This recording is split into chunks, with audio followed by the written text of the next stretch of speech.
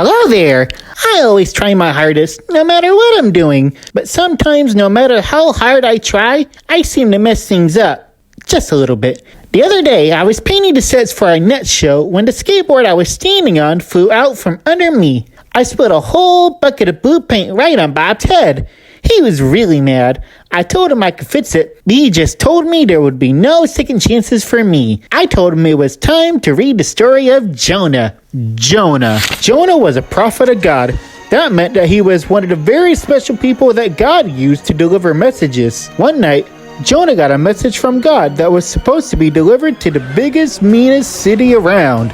Nineveh. The people in Nineveh were known for lying, cheating, and slapping each other with fish. They were so mean that Jonah and all the people of Israel wished that God would just wipe Nineveh off the face of the earth. Jonah didn't want to go to Nineveh. The next day, Jonah hopped on board a ship headed in the opposite direction. The ship belonged to those lazy scalawags, the pirates who don't do anything. As the four friends were sailing along, the sky got dark and the wind began to blow. Crash went the thunder, flash went the lightning, splash went the waves. "This is a storm like I never seen before," yelled Captain Grape. "Somebody up there must be really upset with somebody down here." That somebody was Jonah, because he had ignored God's directions. To get the storm to stop, the pirates made Jonah walk the plank. Splash! Into the water he went. As soon as Jonah hit the water, the storm cleared and the sun came back out. The pirates tried to pull Jonah back onto the boat,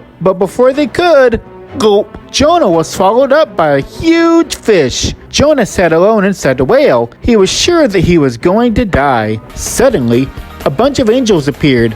"Jonah," the angel said, "we've got a message for you. If you say you're sorry for all the stuff you do," the angel said, "you know God will be ready with a second chance for you." The angels reminded Jonah of God's great mercy. So from inside the whale, Jonah prayed. He told God he was sorry and asked him for a second chance. Burp.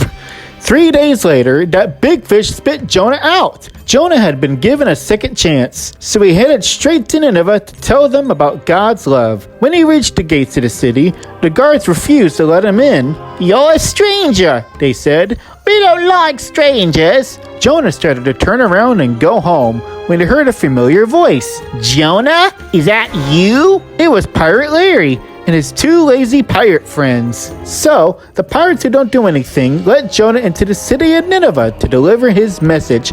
"Stupid," he said to the king of Nineveh. "Stop cheating, stop lying, and especially stop slapping people with fishes, or this entire city will be destroyed." A message from the Lord. The king was very upset. No one told him they weren't supposed to do that stuff. The king made a decree for his people to stop what they were doing. God showed the people of Nineveh compassion and mercy. He gave them all a second chance.